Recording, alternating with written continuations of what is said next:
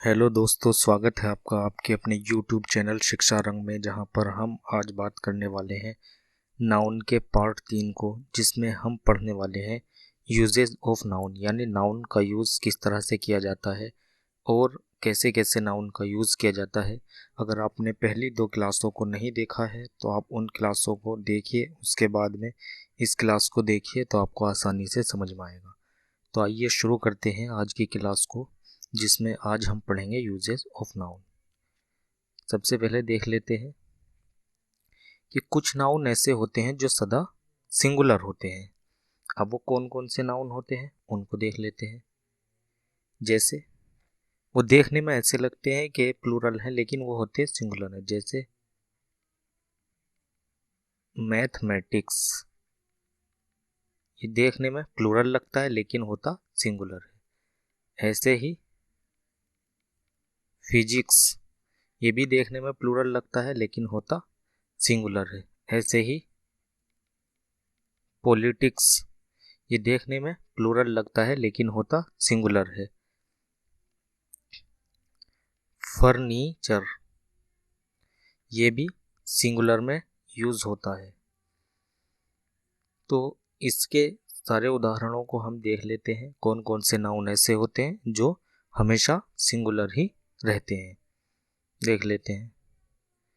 जैसे मैथमेटिक्स, अगर हम इसकी बात करें तो ये भी सिंगुलर होता है। Physics, politics, jewellery, furniture, crockery, economics, luggage, baggage. अगर हम बात करें इनकी हिंदी में तो मैथमेटिक्स को कहा जाता है गणित। ऐसे ही फिजिक्स को कहा जाता है भौतिक विज्ञान।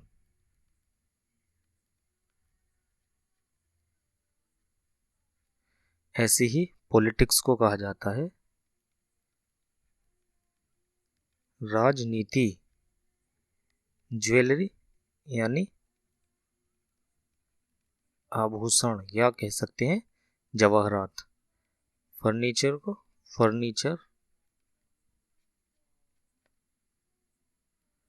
क्रॉकरी मिट्टी के बर्तन,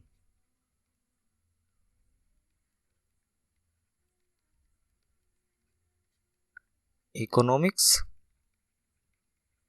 अर्थशास्त्र। ऐसे ही लगेज होता है सामान। ऐसे ही बैगेज होता है यात्री का सामान। तो ये सारे वो नाउन होते हैं जो हमेशा सिंगुलर ही रहते हैं। इसके और भी अन्य उदाहरण हैं, उनको भी देख लेते हैं। जैसे हमारा होता है न्यूज़, यानी समाचार।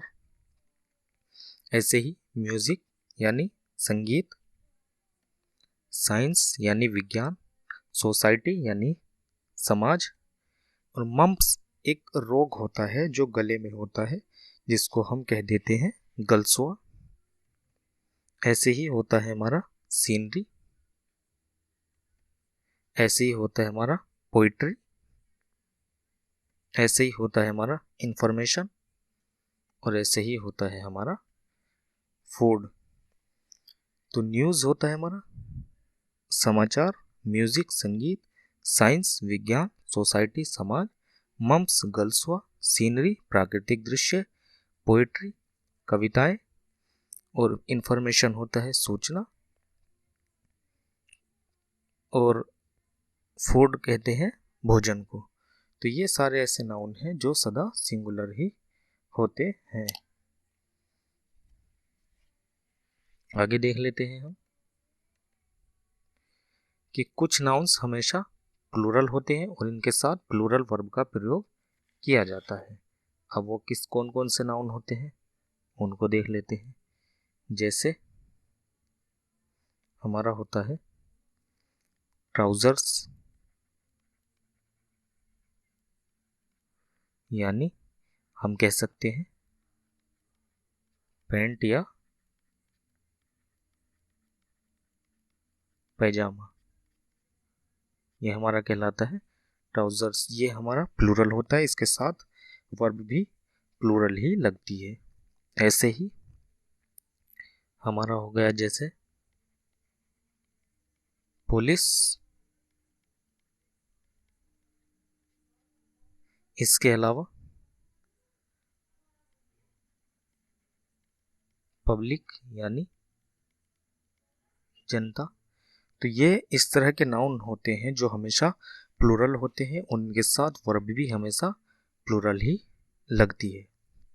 और भी इसके अन्य उदाहरण हैं, उनको भी देख लेते हैं। जैसे मैंने कहा स्केचर्स यानी कैंची, स्पेक्टिकल्स यानी चश्मा, ट्राउजर्स यानी पैजामा, मीजल्स यानी खसरा जो रोग हो जाता है उसको कहते हैं मीजल्स, बिलियर्ड्स ये खेल होता है, पुलिस ये पुलिस, पब्लिक यानी जनता, कैटल यानी गोवंश, और क्लर्जी यानी एक ऐसा वर्ग जो धार्मिक वर्ग हो, या कह सकते हैं हम पुजारियों का वर्ग हो, या पुजारिक वर्ग या धार्मिक वर्ग। आगे कैवेलरी यानी कि घुड़सवार दल, और इन्फेंट्री कहते हैं पैदल सेना को, और चिल्ड्रन यानी बच्चे, और पीजेंट्री यानी किसान, और मम्स ये हम उसमें पढ़ चुके हैं, ये इसमें रोंग आ गया है, ये इसमें नहीं होगा, ये हम एक वचन में पढ़ चुके हैं। इनकी हिंदी भी अगर हम चाहें तो लिख सकते हैं, जैसे कैंची ये होता है हमारा चश्मा, ट्राउजर्स होता है हमारा पैंट, मीजल्स होता है हमारा खसरा या हम कह देते हैं चेचक, बिलियर्ड्स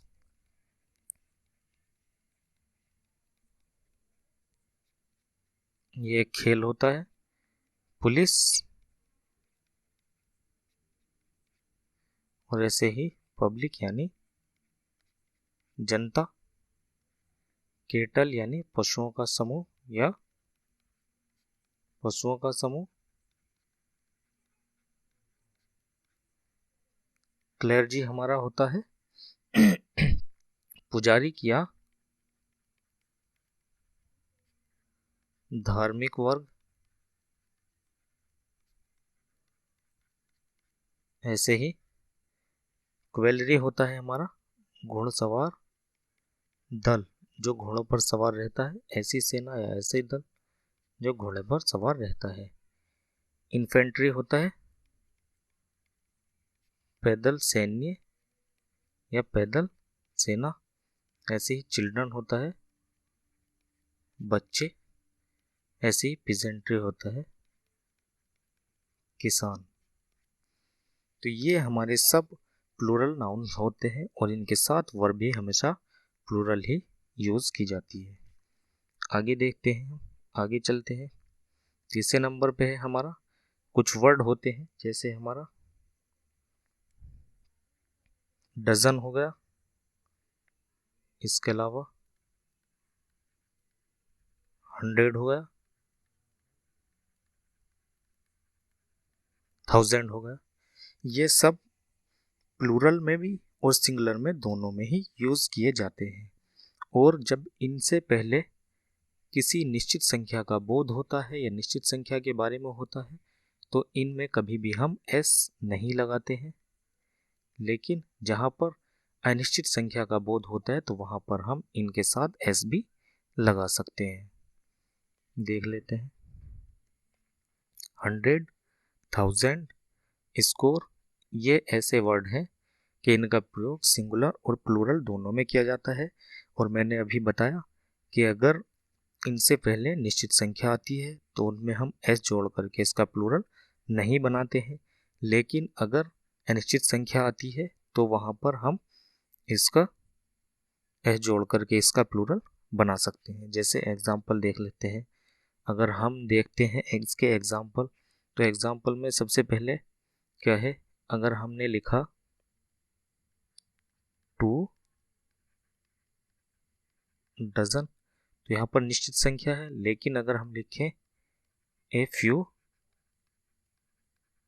डजन्स तो यहाँ पर अनिश्चित संख्या है, तो यहाँ पर एस लग करके इसका इस्तेमाल हो सकता है, जबकि यहाँ पर एस नहीं लगाया जाएगा क्योंकि इससे पहले संख्या जो आई है वो निश्चित संख्या है, दो निश्चित संख्या है, लेकिन एफ यू का मतलब होता है कुछ, तो कुछ एक अनिश्चित संख्या है, इसलिए यहाँ पर हम इसके साथ में एस लगा सकते हैं। आगे देख लेते हैं अगला नियम हमारा क्या कहता है। जैसे a lot of, lots of, plenty of, the number of, a number of, one of और most of. A lot of क्या होता है, ए लॉट ऑफ के बारे में अगर हम देखें तो ए लॉट ऑफ का मतलब होता है बहुत सारा या कई। लॉट ऑफ का मतलब होता है बहुत सारा या कई। जब भी हमें क्या करना हो, बहुत सारी मात्रा को दिखाना हो किसी भी सेंटेंस में, तो हम इसे किसके साथ में यूज करते हैं, सामान्यतः एडजेक्टिव के साथ में यानी विशेषण के साथ में इसको यूज करते हैं। जैसे अगर हम कहें ए लॉट ऑफ बुक्स यानी ए लॉट ऑफ बुक्स या ए लॉट ऑफ प्यूपिल, तो ये हमारा कहलाता है ए लॉट ऑफ का अर्थ होता है। और इसके साथ में हम क्या करते हैं, जब भी इस तरह के वर्ड आते हैं तो इनके बाद हम क्या करते हैं, या तो प्लूरल काउंटेबल नाउन या प्लूरल अनकाउंटेबल नाउन का इनके साथ में प्रयोग किया जाता है, लेकिन नाउन हमेशा प्लूरल ही लगता है।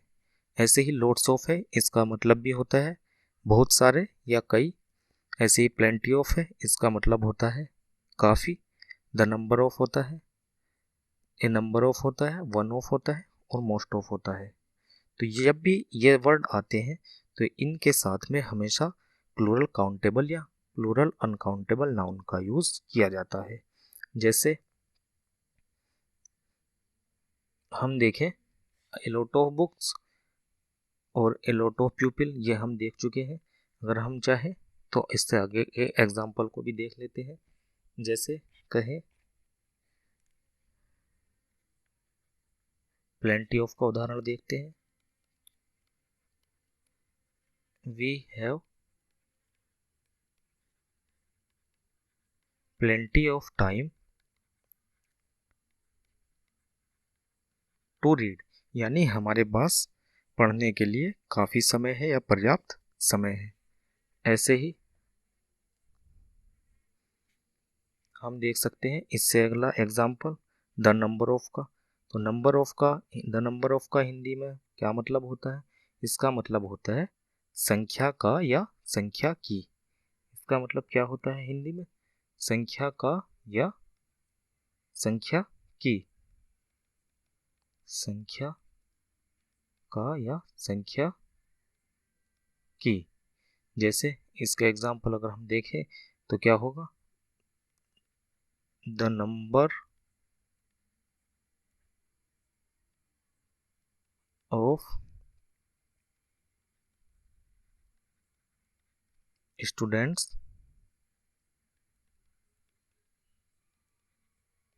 In the class has increased, यानी कहने का मतलब क्या है कि कक्षा में जो है छात्रों की संख्या क्या हो गई है, बढ़ गई है। कक्षा में छात्रों की संख्या बढ़ गई है। ऐसे ही इसके बाद आता है ए नंबर ऑफ, इसका मतलब होता है कई या कह सकते हैं अनेक। इसका अगर हम एग्जाम्पल देखते हैं तो इसका एग्जाम्पल हो जाएगा जैसे the A number of students attended the seminar. कहने का मतलब क्या है कि कई छात्र किस में शामिल हुए, सेमिनार में शामिल हुए, या कई छात्रों ने सेमिनार में क्या हुआ, सेमिनार को अटेंड किया या सेमिनार में शामिल हुए, कई छात्र सेमिनार में शामिल हुए। ऐसे ही आ जाता है वन ऑफ के बारे में। वन ऑफ का मतलब क्या होता है, वन ऑफ का मतलब होता है में से एक। जैसे हम कह सकते हैं इसका example, he is one of my best, या हम कह सकते हैं फ्रेंड्स, वह मेरे सबसे अच्छे दोस्तों में से एक है, वह मेरे सबसे अच्छे दोस्तों में से एक है। आगे हमारा होता है मोस्ट ऑफ। मोस्ट ऑफ का मतलब होता है अधिकांश। मोस्ट ऑफ का मतलब होता है अधिकांश, अधिकांश। इसका उदाहरण देख लेते हैं, इसके एग्जाम्पल को देख लेते हैं। जैसे हम कहें most of the students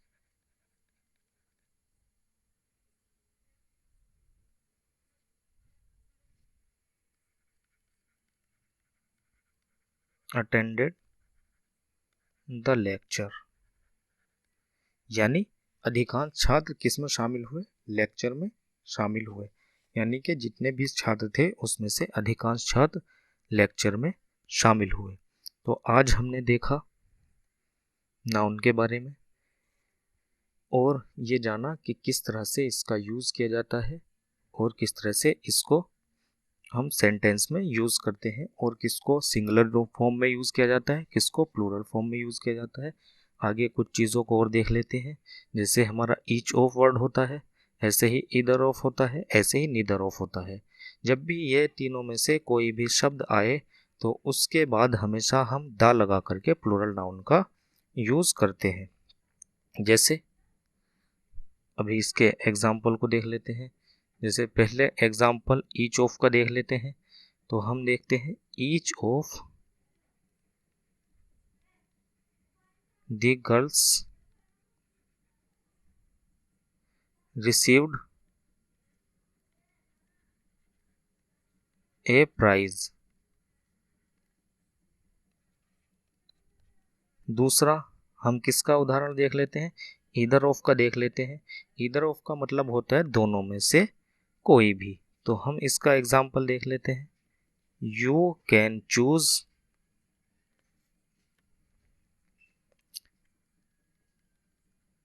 either of the two books. इसका मतलब क्या हुआ कि आप दोनों में से कोई भी किताब का चयन कर सकते हैं या कोई भी किताब को चुन सकते हैं। ऐसे ही तीसरा एग्जाम्पल किसका है, नीदर ऑफ का। नीदर ऑफ का मतलब होता है दोनों में से कोई भी नहीं। यानी इसका एग्जाम्पल देख लेते हैं, neither of the movies, neither of the movies interested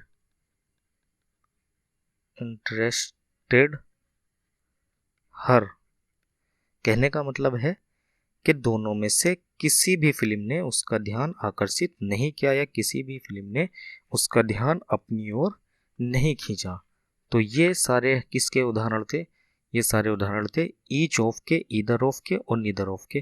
तो आज हमने नाउन के यूजेस के बारे में पढ़ा है। आपको अगर क्लास पसंद आई है तो क्लास को लाइक करें, शेयर करें और चैनल को सब्सक्राइब करें, और ये क्लास उन लोगों तक ज़रूर पहुंचाएं जिनको इसकी ज़रूरत है। Thank you very much.